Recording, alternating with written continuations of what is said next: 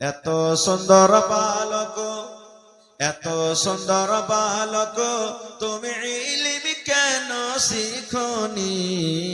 কেমন করে শিখব ইলম, বাবা যে শিখায়নি? কেমন করে শিখব ইলম, বাবা যে শিখায়নি?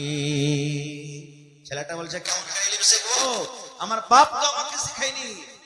লোকটা জিজ্ঞাসা করছে কেন তোমার বাপ তোমাকে শেখায়নি? ছেলেটা আবার বলছে 2.5 বছর বয়স, 2.5 বছর বয়স যখন মার ধিয়ান করলাম তখন কেমন করে শিখব ইলম, বাবা যে শিখায়নি। একটা ছেলে বিবাহ করবে বা বাপ বিবাহ দিবে, বা এই মতো একটা ছেলে বড় হয়ে গেছে, একটা লোক তাকে জিজ্ঞাসা করছেন যে আরে বাবা তুমি ইলম কেন শিখনি?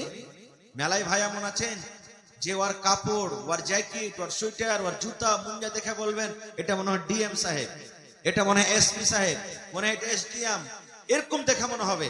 কিন্তু ওর পেটে একটা হরফ নাই, একটা আলিফ পর্যন্ত জানে না, একটা এ ক খ পর্যন্ত জানে না। এরকম দুনিয়াতে আছে না নাই ভাই? আল্লাহুস সামাদ। তো ছেলেটা বড় হয়ে গেছে, ওকে জিজ্ঞাসা করছেন একটা লোক আরে বাবা তুমি ইলম কেন শিখনি? কবি বলছেন তাই এত সুন্দর বালক, এত সুন্দর বালক, তুমি ইলম কেন শিখনি? কেমন করে শিখব ইলম, বাবা যে শিখায়নি? কেমন করে শিখব ইলম, বাবা যে শিখায়নি? ছেলেটা বলছে কেমন করে ইলম শিখবো, আমার বাপ তো আমাকে শিখায়নি। লোকটা জিজ্ঞাসা করছে কেন তোমার বাপ তোমাকে শিখায়নি? ছেলেটা আবার বলছে 2.5 বছর বয়স, 2.5 বছর বয়স যখন মার ধিয়ান করলাম তখন কেমন করে শিখব ইলম, বাবা যে শিখায়নি। 2.5 বছর বয়স, মা যেদিকে গেছে মা মা বলে মায়ের পিছনে পিছনে ঘুরে বেড়ায়, বলছে বড় হ্যাঁ। ছেলেটা আবার বলছে 7 বছর বয়স, 7 বছর বয়স যখন গরুর পাখা ধরলাম তখন, 7 বছর বয়স যখন গরুর পাখা ধরলাম তখন কেমন করে শিখব ইলম, বাবা যে শিখায়নি। 7 বছরকার বয়স, একটু যখন হাঁটতে উঠতে শিখেছি, মা বাপ আমাকে কথা বললেন না যে তুই পড়িতে যা রে, আমাকে কি বলছে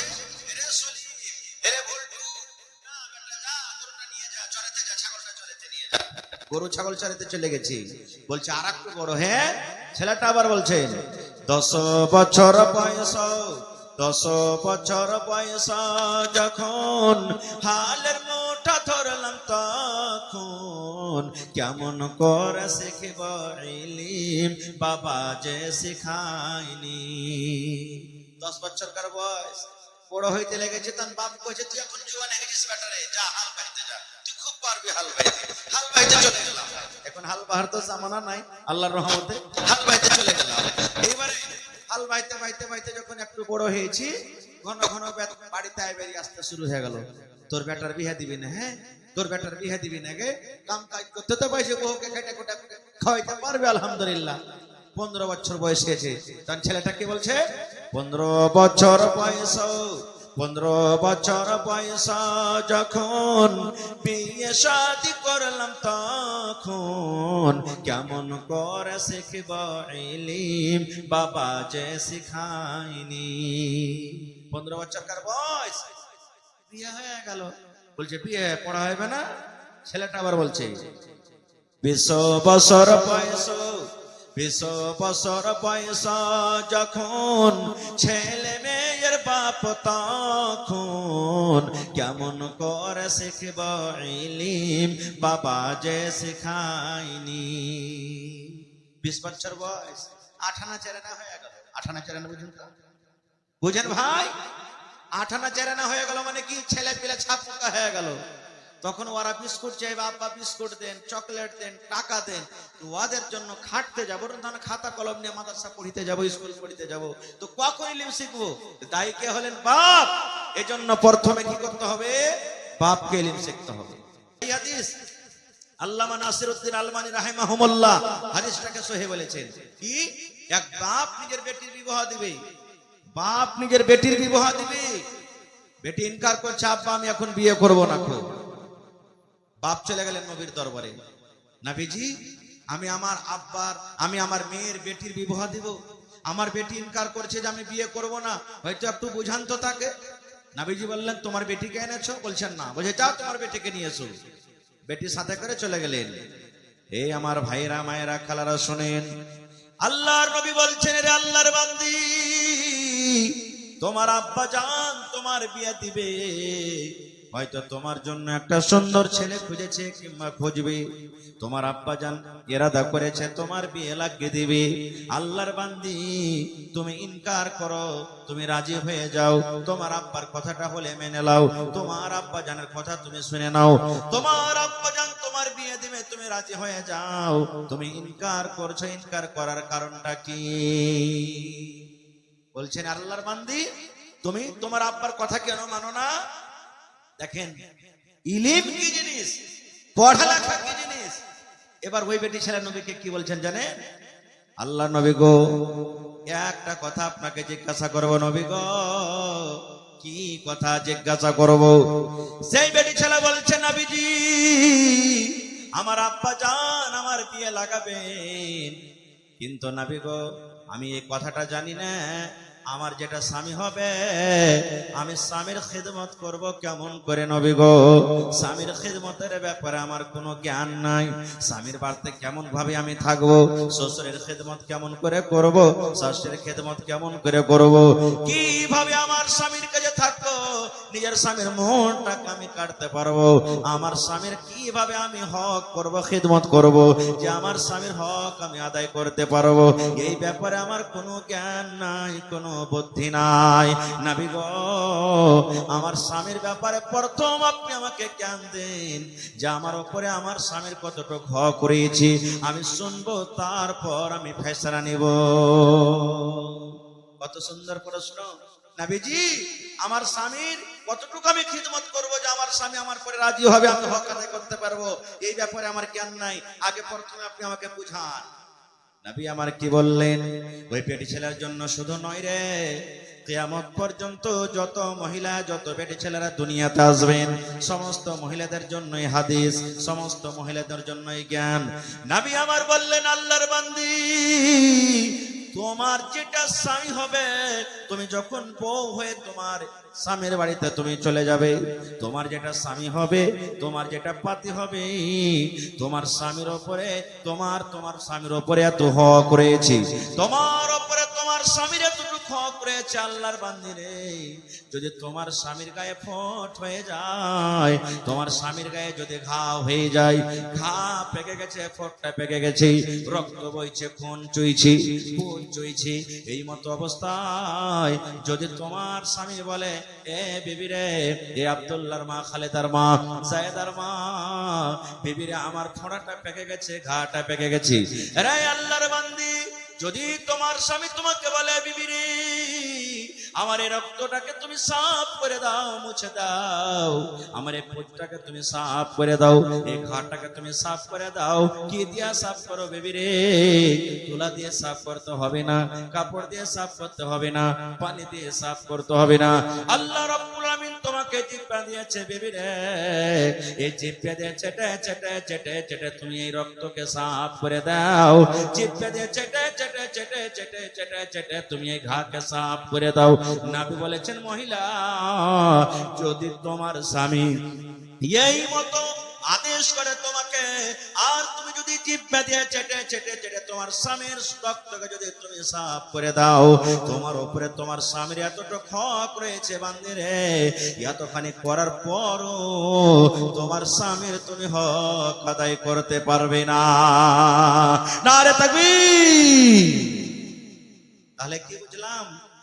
আজকে মা খালার অবস্থা, খালি এক গ্লাস পানি চেয়ে দেখছেন আপনি কোন জায়গাতে আইছে, তাহলে আর পারা গরম মিনসা কজুয়া কাহেকার, তোমার কপালে কি চোখ নেই? তুমি এক গ্লাস পানি গেলে নিয়ে খাইতে পারবে না। খো এমন টেড়া ঘুচা করে ভাই আপনাকে জবাব দিবে, এক গ্লাস পানি কি খাইবেন? বলবেন যে আল্লাহ এই বাড়িতে আসো আমার পাপ হইলো, আর এর কাছে পানি চাও পাপ হয়ে গেল। না জানার কারণ কি জানেন? সুবহানাল্লাহ। ইলিম শিক্ষা বলার উদ্দেশ্য ভাই যে রাসূল বলেছেন কাকে? মহিলাকে, যে তুমি যদি তোমার স্বামীর রক্তকে সাফ করে দাও, জিভে দিয়ে ছেটে ছেটে ঘাকে সাফ করে দাও, সাফ করতে হবে না যদি আদেশ করে তোমার স্বামী, আর তুমি যদি করে দাও সাফ, এতখানি তোমার উপরে তোমার স্বামীর হক। আল্লাহ রাসূল বলেছেন যে তাও তোমার স্বামীর হক আদায় হবে না। এই সমস্ত জিনিস কখন আমরা জানতে পারবো? আমার বহিনেরা কখন জানবেন? যখন মাদ্রাসা থাকবে, যখন মাদ্রাসাতে পড়ালেখা করবে, যখন মাদ্রাসাতে পড়িতে যাবেন, তখন জানতে পারবেন। আর যদি মাদ্রাসায় না থাকে, বেটিরাকে যদি আমরা মাদ্রাসাতে না পড়াই, বেটারাকে মাদ্রাসাতে না পড়াই, কেমন করে জানবে ভাই? কেমন করে জানবে? এই ভাই মুসলমান, আল্লাহ রাসূল সাল্লাল্লাহু আলাইহি ওয়াসাল্লাম বলেছেন যখন তোমার সন্তানটা দুনিয়াতে চলে আসবে, তোমার সন্তান বেটা হোক কিংবা বেটি হোক, যখন দুনিয়াতে চলে আসবে, আল্লাহর নবী বলেছেন 7 দিনের দিনে তুমি আকিকা করো। 7 দিনের দিনে তোমাকে আকিকা করতে হবে। বেটা ছেলে যদি হয় 2টা ছাগল জবাই করতে হবে। কত ভাই এমন আছেন বারবার করে ফোন জিজ্ঞাসা করবেন, মাওলানা আগেকার ছেলে পিলার দেখতে পাইনি, এখন যে মাওলানা একটা গরু জবাই করতে গেলে আকিকা হবে কি হবে না? প্রথম নম্বর কথা বন্ধুরি, গরুর আকিকা করা চলবে না। গরুর আকিকা করার হাদিসে কোনো প্রমাণ নাই। ভুঁইয়ের আকিকা করা চলবে না। যেটা নবী বলেছেন বেটা ছেলে যদি হয় 2টা ছাগল বকরি কিংবা ভেড়া ভেড়ি আপনাকে জবাই করতে হবে। আর যদি বেটি ছেলে হয় একটা আপনাকে বকরি কিংবা ছাগল জবাই করতে হবে। 7 দিনের দিন করতে হবে। ভালো নাম রাখতে হবে, আব্দুল্লাহ, আব্দুর রহমান, খালেদা, সায়েদা, সাফিয়া, হাবিবা রাখতে হবে। যেগুলো শরীয়ত বিরোধী নাম, ওই সমস্ত নাম থেকে কিন্তু আমাদেরকে বাঁচতে হবে।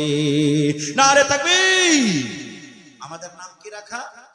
এই যে মোবাইলে দেখবো কার নাম রিঙ্কি, কার নাম পিঙ্কি, কার নাম টিঙ্কি, কার নাম চিঙ্কি, কার নাম কুড়ানি, কার নাম ঝাটনি, কার নাম কাঢ়লি, কার নাম লাকফড়ি, কার নাম কপালপুরি, কার নাম ঠোঁটপুরি। এই নাম বেটা ছেলের নাম কি?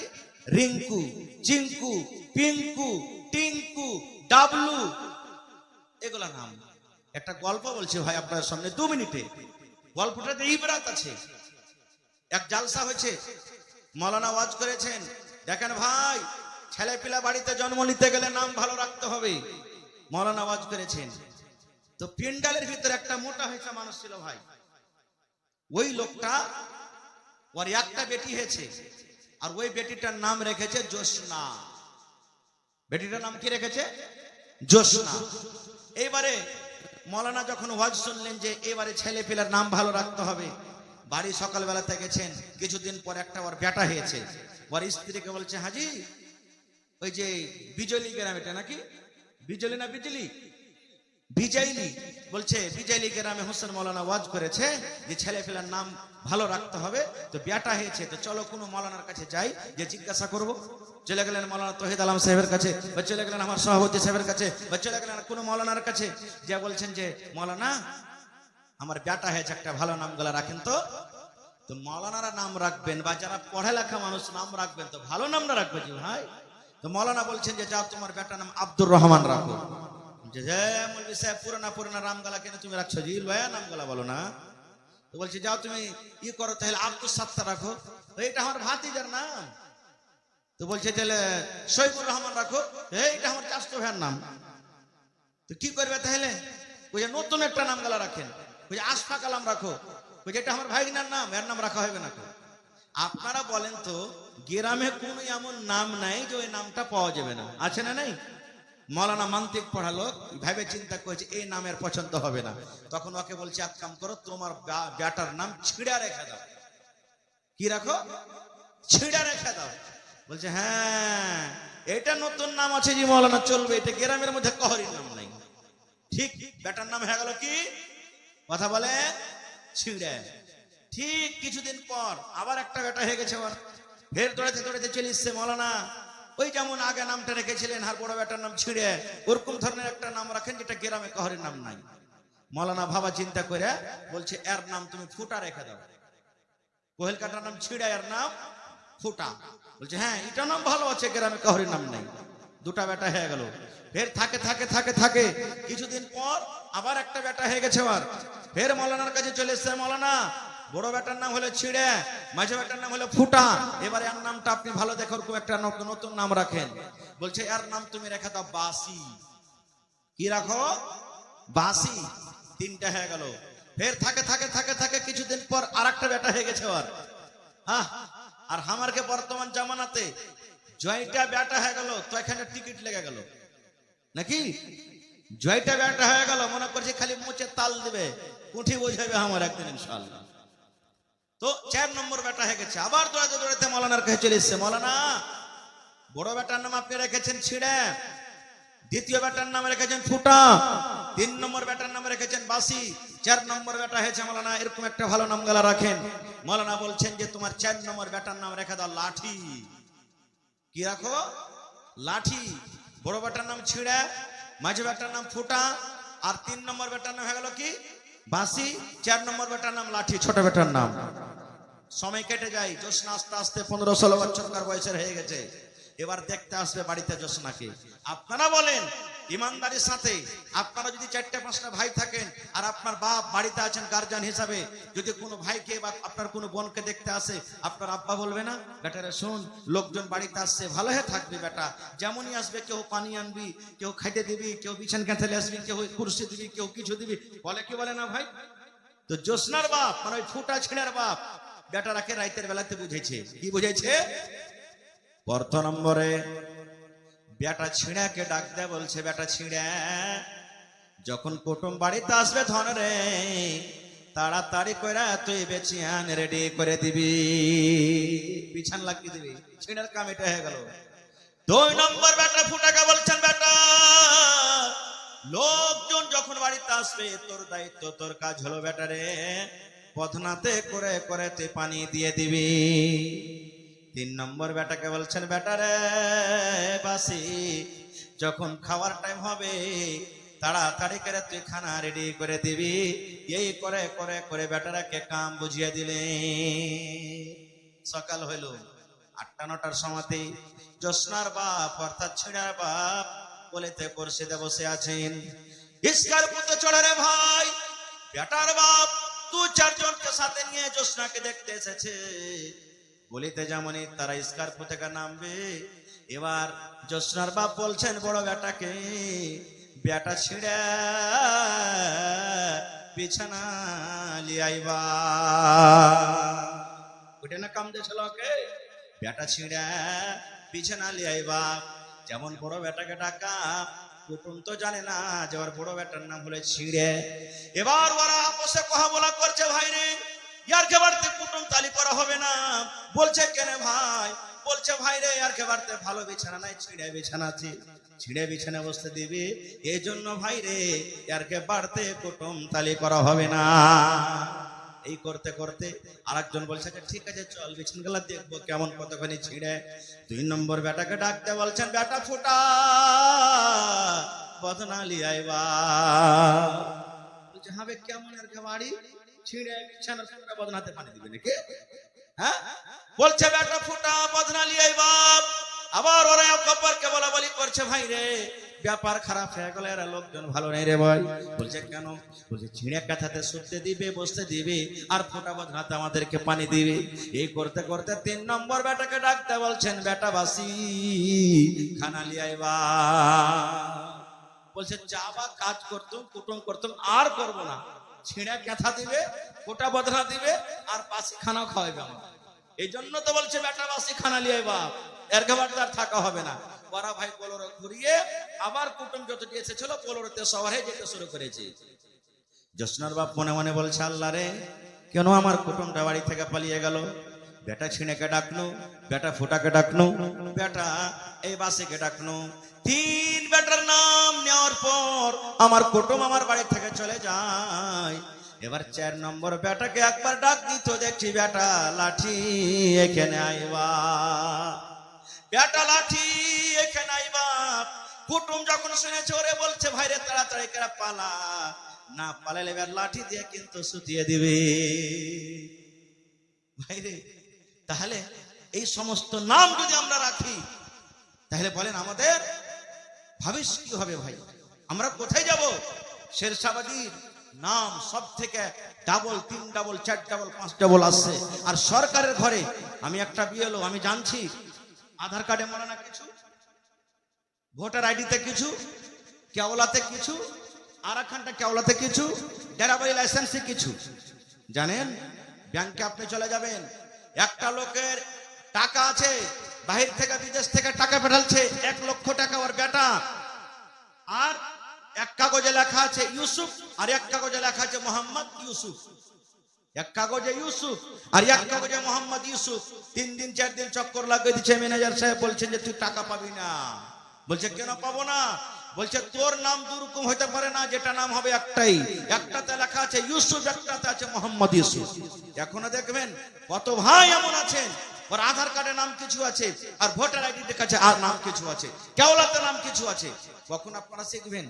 কখন আপনারা জানবেন এগুলা কেন ভুল হয়? ইলমের কারণে ভুল হয়, শিক্ষার কারণে ভুল হয়।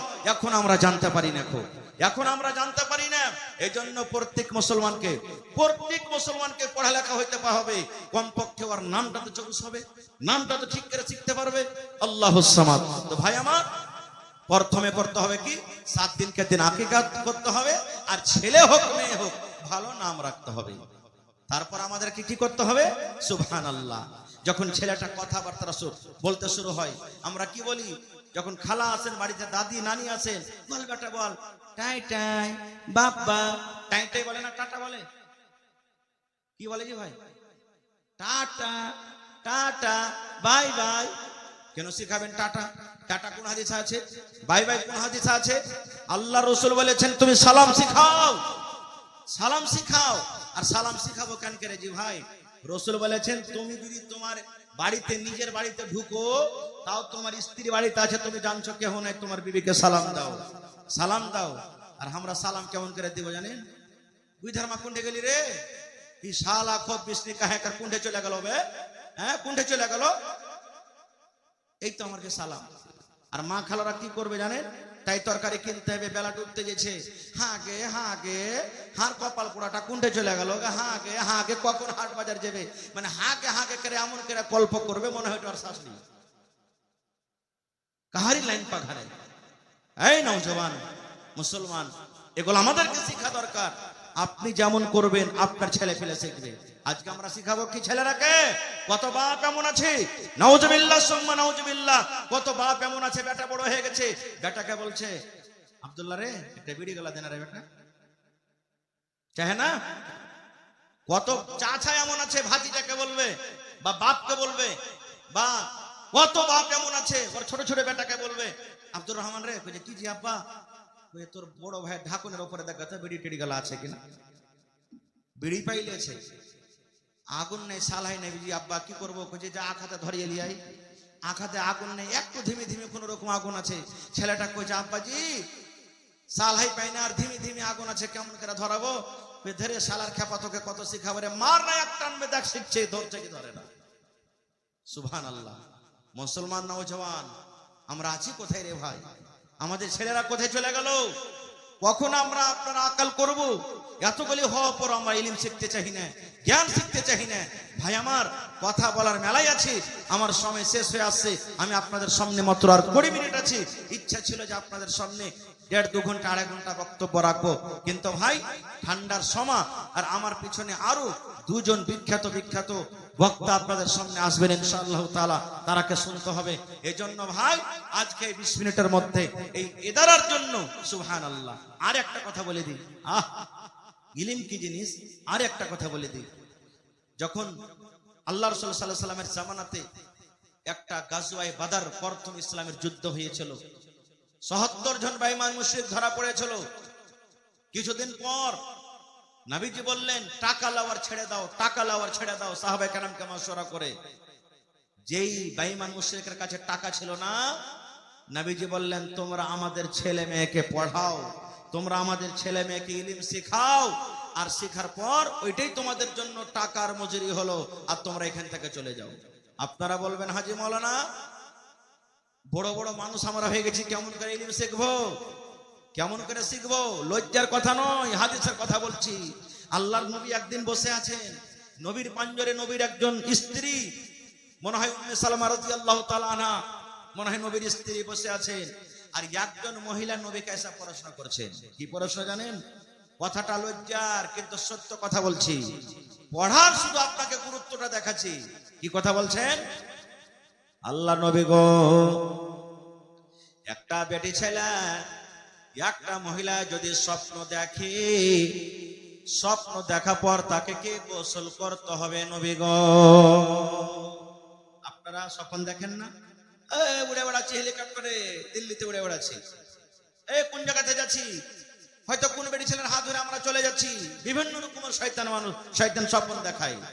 আল্লাহ রাসূলের জামানাতে একজন মহিলা নবীকে প্রশ্ন করে দিলেন। নবীর বিবি কিন্তু নবীর পাঞ্জরে বসে আছেন।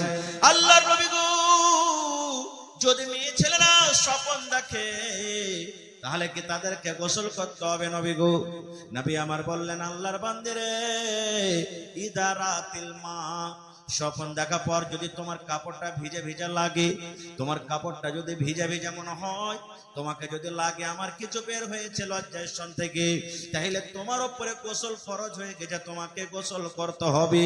এরকমই পুরুষ মানুষ তাও স্বপ্ন দেখেছে, ওকে যদি লাগে আমার নাইট ফল বা ডে ফল হয়ে গেছে, আমার স্বপ্নের মাধ্যমে আমার লুঙ্গি ভিজে গেছে, কাপড় ভিজে গেছে, বা আমাকে স্বপ্ন দোষ হয়েছে, এরকম আমাকে অনুভব হয়েছে, আমার প্রমাণ আছে। আল্লাহ রাসূল বলেছেন তোমার পরে গোসল ফরজ, যে তোমাকে গোসল করতে হবে। আর যদি তোমাকে কিছু নাই মনে হয়, সুখা সুখা লাগে, তুমি স্বপ্ন দেখেছো, তোমার কিন্তু কিছু তোমার প্রমাণ নাই, নবী বলেছেন এই মত অবস্থায় তোমাকে গোসল করতে হবে না। কেন হাদিসটা বললাম? মহিলারা পর্যন্ত নবীর কাছে ইলম শিখতে এসেছে। জি ভাই, আপনার মতন বড় বড় সাহাবী, কে বড় বড় সাহাবী? নবীজের শ্বশুর হায়রাত উমর রাদিয়াল্লাহু তাআলা আনহু, 3-4 পাতার লম্বা হাদিস রে ভাই, আমি হাদিসের দিকে যাব না। আল্লাহর নবীর শ্বশুর হায়রাত উমর রাদিয়াল্লাহু তাআলা আনহু একটা আনসারী সাহাবীকে ডাকতে বলছেন, ভাই রে, তুমিও গরিব মানুষ, আমিও গরিব মানুষ, তুমি যদি খাটতে না যাও খাইতে পাবে না, আর আমিও যদি খাটতে না যাই খাইতে পাবো না, আর নবীর কাছে ইলম শিখতে হবে ভাই রে, তাহলে কি করতে হবে রে ভাই? হায়রাত উমর ফারুক রাদিয়াল্লাহু তাআলা আনহু ওই লোকটাকে বলছেন, আনসারী সাহাবীকে বলছেন, আরে আল্লাহর বান্দা, আমরা বাড়ি লাগ গেলাও ভাই, বাড়ি লাগ গেলাও। কেমন বাড়ি লাগ গেলাও? বলছে একদিন আমি খাটতে চলে যাব, তুমি নবীর পাঞ্জরে ইলম শিখবে, আর আমি সারাদিন কাম কাজ করার পর মজুরি যা পাবো, আমি হাফ মজুরি আমার ছেলে মেয়ের জন্য রাখবো, আর হাফ মজুরি তোমার ছেলে মেয়ের জন্য আমি দিয়ে দিব। আর তুমি দিনের বেলাতে বা রাতের বেলাতে নবীর কাছে যা ইলম শিখবে, সন্ধ্যা বেলাতে তুমি এক এক করে আমাকে শিখিয়ে দিবে। হায়রাত উমর বলছেন, তারপর দিন তুমি খাটতে চলে যাবে, আর আমি নবীর পাঞ্জরে থাকবো, তুমি সারাদিন কাম কাজ করার পর যেটা মজুরি পাবে, হাফ মজুরি আমাকে দিবে, আর হাফ মজুরি তোমার ছেলে আমার জন্য তুমি রাখবে, আর আমি নবীর কাছে যা শিখবো তোমাকে আমি এক এক এক করে শিখিয়ে দিব। সুবহানাল্লাহ। ভাই মুসলমান, ইলম কি জিনিস দেখেন।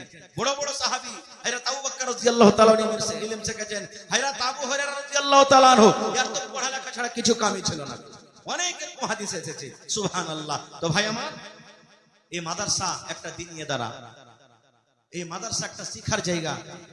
বেটা ছেলেকে শিখাইতে হবে, বেটি ছেলেকে শিখাইতে হবে। এটা মনে করিয়েন না যে বেটা ছেলেকে শুধু আমি পড়িয়ে লিখে বড় করে দেব, আর বেটি ছেলেকে পড়াবো না। যদি বেটি ছেলেকে না পড়ান, এটা তার সাথে খেয়ানত করলেন, তার একটা হক আপনি মেরে দিলেন। কত মানুষ বলে বেটি ছেলেকে পড়িয়ে লিখে কি হবে রে, ই তো লোকের বাড়িতে যে গোবর তুলবে, কাদা তুলবে, ছাই তুলবে, থালি মানবে, ভারী ঘর গেট দিবে, একেবারে পড়িয়ে লিখে কি হবে? না, বেটি ছেলেকে পড়িয়ে লিখে কি হবে? বেটি ছেলে পড়ালেখার কতই দরকার, আল্লাহ হায়াত রাখে, ইনশাআল্লাহ কোনদিন বলবো। তবে দেখি আজকে কোন আল্লাহর এমন বান্দা আছেন, একটা লোক 25,000 টাকা দিতে পারবেন? গত রাত্রে এই খোপাকাটিতে একজন ভাইয়ের কাছে আমি বললাম যে কোন আল্লাহর বান্দা আছেন 50,000 টাকা দিতে পারবেন? সুবহানাল্লাহ। একজন আল্লাহওয়ালা, নাম তার বলছি, বলছে মাওলানা আপনি 50,000 চাইলেন, আমি 60,000 টাকা দিয়ে দিলাম। সুবহানাল্লাহ। আছেন এরকম কোন আল্লাহর বান্দা? 1 কাঠা 8 কাঠা জমিন বা জমিন বিক্রি করে, মাঠে ময়দানে কোনো জায়গাতে জমিন আছে, বিক্রি করে যা টাকা হবে মাদ্রাসাতে আপনি লাগিয়ে দিবেন। এই আমার নওজওয়ান ভাইয়েরা, মায়েরা, খালারা, দেখি কোন আল্লাহর বান্দা একটা এমন আছেন 10,000 টাকা দিতে পারবেন, দেখি একটা এমন আল্লাহওয়ালা আছেন 5,000 টাকা দিতে পারবেন, এবং 30 পারা কোরআন, কোরআনের দাম আল্লাহ ছাড়া কেউ দিতে পারবে না। 1000, 1000, 2000, কেউ 1 পারার দাম দিবেন, কেউ 2 পারার দাম, কেউ 5 পারার দাম দিবেন। 30 পারা কোরআনের দাম। যদি 1 পারা না পারেন হাফ হাফ পারা করে দিবেন, 500 করে টাকা। কত ভাই আছেন এই যে এখানে মজলিসে আসতে পারবেন না, স্টেজে আপনাদের সামনে চাদর নিয়ে আমার ভাইরা ঘুরছেন, আল্লাহর হস্তে এই চাদরে মন খুলে খুলে দিবেন। মায়েরা, খালারাকে বলবো, দেখি কোন আমার মা আছেন, কানের বালি দিবেন, নাকের নাকমণি দিবেন, হাতের আংটি দিবেন, গলার হার পান দিবেন, পার পায়েল দিবেন, কিংবা বাড়িতে ছাগল বকরি আছে, একটা ছাগল কিংবা বকরি গালা, এই দ্বীনি শিক্ষা, দ্বীনি আদায়ের জন্য আপনি দান করবেন। মাশাআল্লাহ। এই দেখেন আমার একজন বহিন একটা পায়াল আর একটা গলার হার দিয়ে গেছেন। নারে তাকবীর, মাশাআল্লাহ, জাযাকাল্লাহ। মাইক में थोड़ा आवाज बढ़ाइए भैया। रब्बना ज़लमना अनफुसना व इन लम तगफिर लना व तरहमना लनकुनन्ना मिनल खासिरीन। रब्बना आतिना फिद दुनिया हसना व फिल आखिरति हसनतन व किना अज़ाबन नार।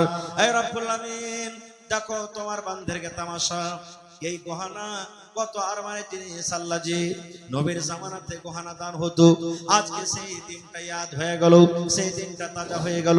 আল্লাহ জি বলা থেকে আল্লাহ তোমার রাহে হার জমা করে গেল। আল্লাহ তারকে দানকে তুমি কবুল করে নাও, মনের আশাকে আল্লাহ পুরা করো, রোজি রোজ করে আল্লাহ বরকত দাও।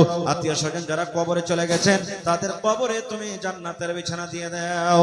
রব্বানা তাকাব্বাল মিন্না ইন্নাকা আনতাস সামিউল আলিম। আমিন সুম্মা আমিন।